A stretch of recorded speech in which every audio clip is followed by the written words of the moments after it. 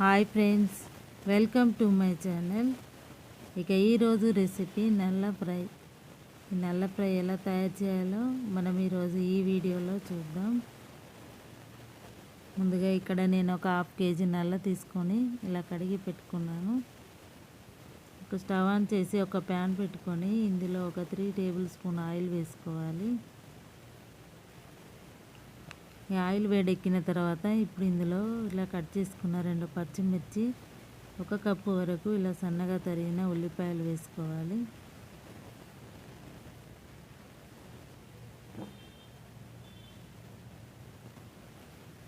ఈ ఉల్లిపాయలు ఫ్రై అయిన తర్వాత ఇప్పుడు ఇందులో 1 టీ స్పూను అల్లం వెల్లుల్లి పేస్ట్ వేసుకోవాలి. 1 పావు టీ స్పూను పసుపు వేసుకోవాలి. ఇది పచ్చి వాసన పోయే వరకు ఇలా వేయించుకున్న తర్వాత ఇప్పుడు ఇందులో మనం కడిగి పెట్టుకున్న నల్లని వేసుకోవాలి.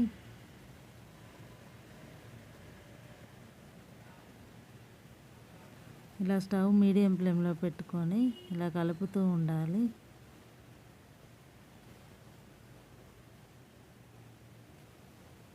ఇప్పుడు 6-7 నిమిషాల తర్వాత ఇందులో 1 టేబుల్ స్పూన్ కారం వేసుకోవాలి.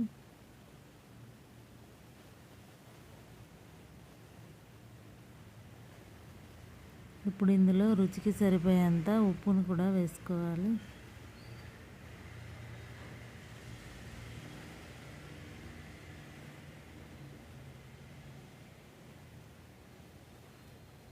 ఇందులో 1 టీ స్పూను ధనియాల పొడి వేసుకోవాలి.